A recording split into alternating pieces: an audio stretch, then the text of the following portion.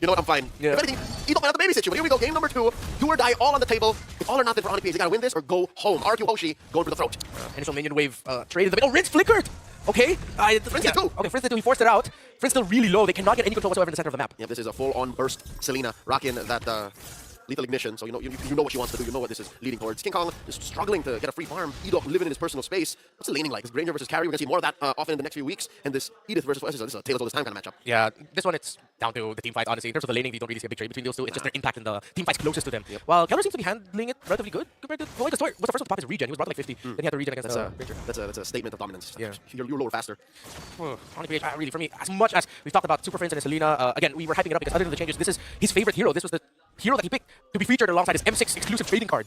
He could have picked any from a Lugi to a Farsa to a Valentina. He chose this hero, which has gotten buffed, and now the turtle has spawned 4 members apiece on each side. Good comes Titan. He goes forward, he's stopping King Kong single-handedly. Phobius is stopping the joy, and the turtle will go to RRQ Hoshi because no more turn side of Philippines to retribution it as Brusco just feels the brunt of the damage. Diversion coming in from Rinse. Where's it gonna go? It's to invade and stop King Kong from farming. The turtle pit was no place for a little Ionian girl. King Kong not in any shape to be 3-4 heroes deep into any engagement, and he's gonna lose his orange. This is painful. As a fan of ONIC, the Sonics watching all over the world wondering what happened to the M6 World Champions. Why can't they catch a break? RRQ Hoshi now about 800 gold up. RRQ Hoshi, contested right now. They are just playing better. Meanwhile, on the bottom lane, you see Kirk and King Kong trying to go after Dyren, but Dyren has a little help. The damage reduction being under the turret. He will not fall. But that means Kirk, he won't have an impact on the map too because he has to commit that ultimate to bring Dyren that low. Yep, luckily they don't seem to be looking for big fights just yet, but that does mean RRQ Hoshi know that ONIC won't fight anything! Too dangerous for Selena to even clear the minion wave as Edok with a pull as the Ruby and the diversion so close. He could have just walked it, but they wanted that purple buff. Now King Kong will not get it. King Kong will get damaged, and he can just watch Kirk trying to help. Now Bruce going to go in with the AOG! A massive combo with Kirk, but do they have the damage? Kirk will be able to take down Edok. Here comes Kelra. It's after the Ranger. Now Suzuki will fall as well. King Kong going after Rinse. Rinse trying to survive. He'll make it under turret and he'll survive, but Tyron will not. A sudden counter. Kirk and Bruce go with a tag team. Silver lining for the Sonics. ONIC PH come alive as they go for a long-term trade and eventually a clapback. The beast has been unleashed. Prior, he was starving. They took away 2 buffs from him, 1 purple, 1 orange, and off of that turnaround, off of Super Friends, finally catching an amazing Abyssal Arrow. They get to equalize down to 400 gold now. Brusco about to get cornered out of here. Still not that far out ahead as ONIC PH concede the turn over to RRQ. The pull by Edok. He'll rise in trouble here. Brusco falls. Brusco still surviving though. Super Friends is close enough to provide what little help that he can. In the bottom lane, Kirk is equalizing the push that is being pushed by RRQ Hoshi in the top lane. Brusco says, Edok! And Kelra saying, what nerf? I still hurt, man. The burst in that 3-man gank squad by ONIC PH. They do have to concede that tier 1 up top. All this while, though, look at Kirk. Oh, man. They should check on that Edith. That is what we call in the Philippines a split type. He is cool as an air conditioner right now. He is okay there. But at some point, he will have to leave the push and just, really join in the fights. Because they do need the magic damage that the Edith brings out. Makes sense because the Goldie has now been inverted. There's a quick diversion play. No one home. Just checking in on that trap. So, again, there's some unprecedented utility that we haven't seen in the meta in a long time. Super Prince has control over certain bushes that he didn't have to visit. King Kong here going for that bush steal, that orange buff that gets checked in. Oh, I got the pull. Okay, that's the ultimate for Ruby. Already the AOG go in, but RRQ Hoshi sidestep it. It was just for so Brusco. It helped King Kong. Oh, did that orange buff go to Super Prince? No, he got it. Yeah, just in the nick of time, he was able to retribution it. About a nanometer between that and the retribution. Retribution faster. Yeah, I mean, it is instant, right? You heard it. Yep.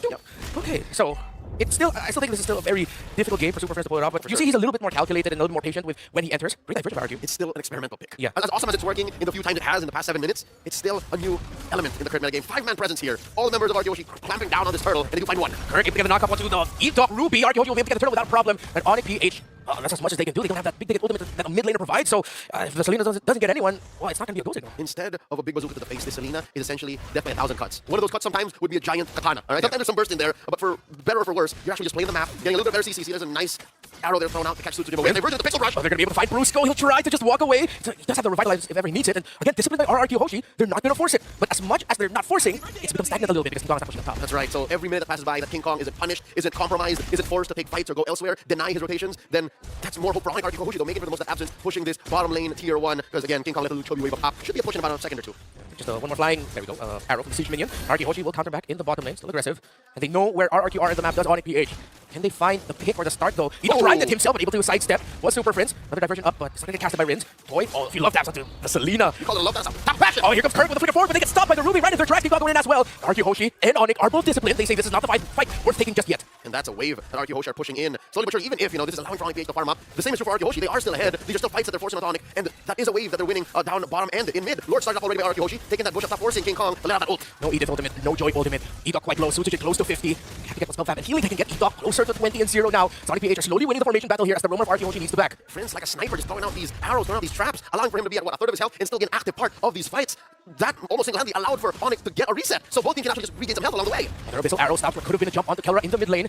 It's just like compounding interest with these skill shots that they constantly land. The Granger and the Selena. RRQ Hoshi said, let's just leg it, let's just try. Diversion getting casted. How many is that? That's gonna be 3. Where did they go? Oh, they found Super Prince in the mid! What a call and what a play by RRQ Hoshi. Instantly advantage for the Kingdom. And now the Sonics will try and hold and contest. Kirk has his ultimate back. He's already forced to use it against the Phobias as Dyren is stopping ONIC from doing anything. King Kong already committed the beast, but it's not enough. Kelra is here, but Dyren falls to the hands of the Savage. Rin's forced to flicker back. It wasn't a clear win for RRQ. It's a stalemate still.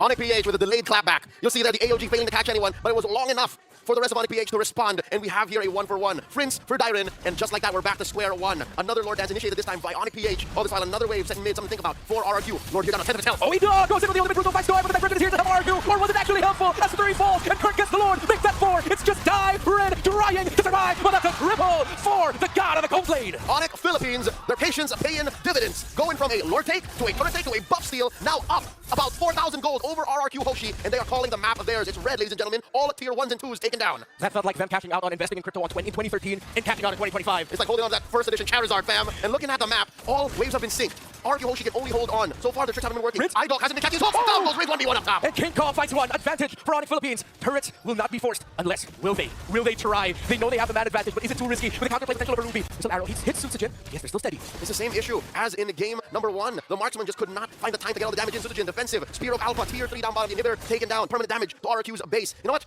All right, number 1, iDog gets a perfect pull. That's one way to go. Second option for RRQ Hoshi. What about a picture-perfect diversion? What if they pick off Prince again? What if they pick off Kelra? They haven't been able to touch the Savage. They do know that ONIC love that 4-1 split. That 3-2 split that they do. Maybe that's where it will come from, right? The diversion you mentioned. And the beauty of this is, if you're a Sonic fan, is it's much easier said than done. With the range that the Granger has, the only hero in the current pool, maybe say for Beatrix, more reliably so. The Beatrix only has one way of sniping from that far. Is the Granger can be so far off and still be an active part of a fight with a quick 1-2 second rotation. And yes, the Granger was nerfed, but that was his early to mid presence. We are at that point where Granger is just Granger again. It doesn't matter. The nerf is now null and void. Currently, Keller's waiting for one more item. He's sitting pretty with, oh my god, you know that Keller is comfortable. You know that Granger's happy when he starts building Skypiercer.